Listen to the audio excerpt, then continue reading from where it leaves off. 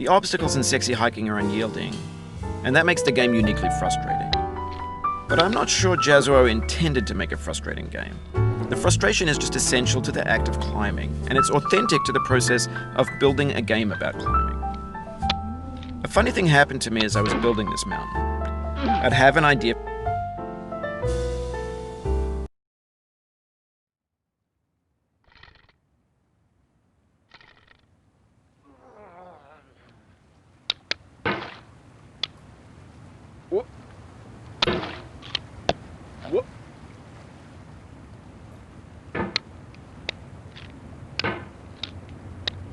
There's no feeling more intense than starting over. If you deleted your homework the day before it was due, as I have, or if you left your wallet at home and you have to go back after spending an hour in the commute. If you won some money at the casino and then put all your winnings on red but it came up black. If you got your best shirt dry cleaned before a wedding and then immediately dropped food on it. If you won an argument with a friend and then later discovered that they just returned to their original view.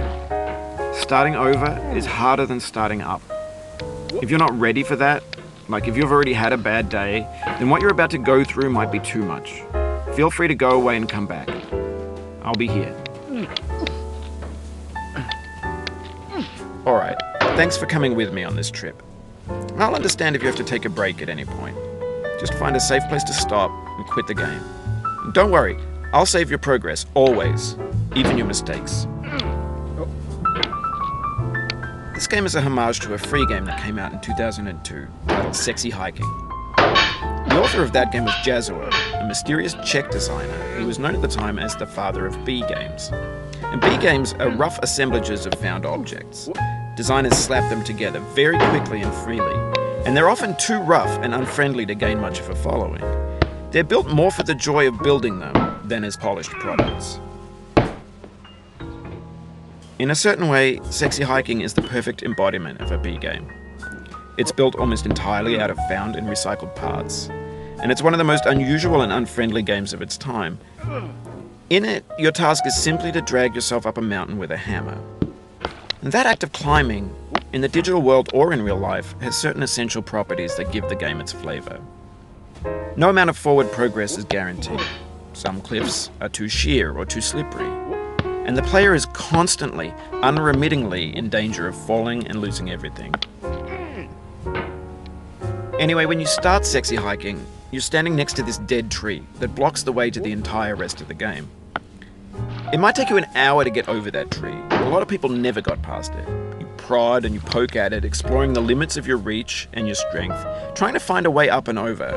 And there's a sense of truth in that lack of compromise. Most obstacles in video game worlds are fake. You can be completely confident in your ability to get through them once you have the correct method or the correct equipment or just by spending enough time. In that sense, every pixelated obstacle in Sexy Hiking is real. The obstacles in Sexy Hiking are unyielding, and that makes the game uniquely frustrating. But I'm not sure Jazuo intended to make a frustrating game. The frustration is just essential to the act of climbing, and it's authentic to the process of building a game about climbing. A funny thing happened to me as I was building this mountain. I'd have an idea for a new obstacle, and I'd build it, test it, and it would usually turn out to be unreasonably hard. But I couldn't bring myself to make it easier. It already felt like my inability to get past the new obstacle was my fault as a player rather than as a builder. Imaginary mountains build themselves from our efforts to climb them, and it's our repeated attempts to reach the summit that turns those mountains into something real. When you're building a video game world, you're building with ideas, and that can be like working with quickset cement. You mold your ideas into a certain shape that can be played with, and in the process of playing with them, they begin to harden and set until they're immutable, like rock. And at that point, you can't change the world. Not without breaking it into pieces and starting fresh with new ideas. For years now, people have been predicting that games would soon be made out of prefabricated objects, bought in a store and assembled into a world. And for the most part, that hasn't happened, because the objects in the stores are trash. I don't mean they look bad or that they're badly made, although a lot of them are. I mean they're trash in the way that food becomes trash as soon as you put it in the sink. Things are made to be consumed and used in a certain context, and once the moment is gone, they transform into garbage. In the context of technology, those moments pass by in seconds. Over time, we've poured more and more refuse into this vast digital landfill that we call the internet. It now vastly outnumbers and outweighs the things that are fresh and untainted and unused. When everything around us is cultural trash, trash becomes the new medium, the lingua franca of the digital age. And you could build culture out of trash, but only trash culture.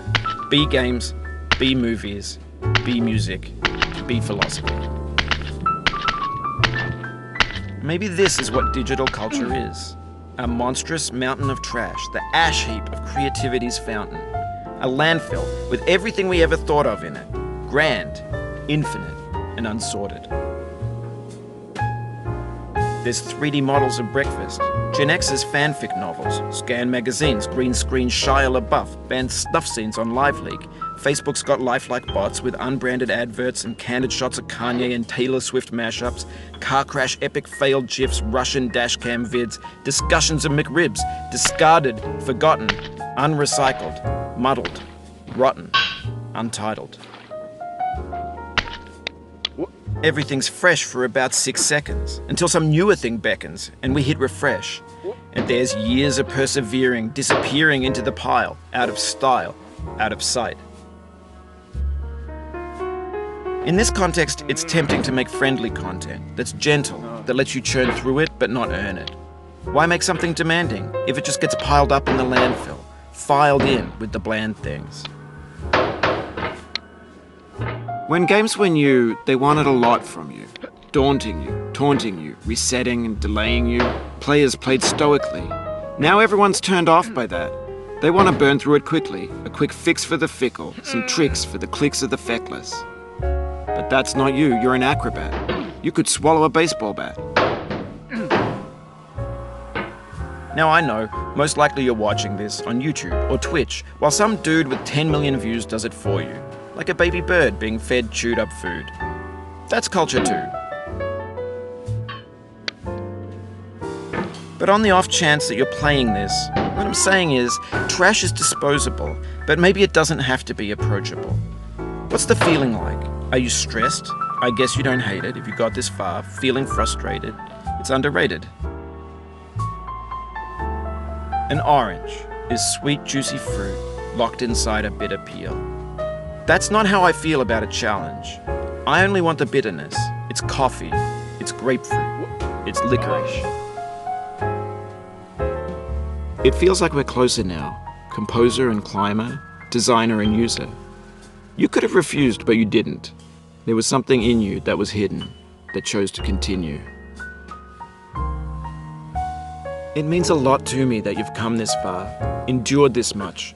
Every wisecrack, every insensitivity, every setback you've forgiven me is a kingly gift that you've given me. We have the same taste, you and I. It's not ambition, it's ambition's opposite. An obdurate mission to taste defeat.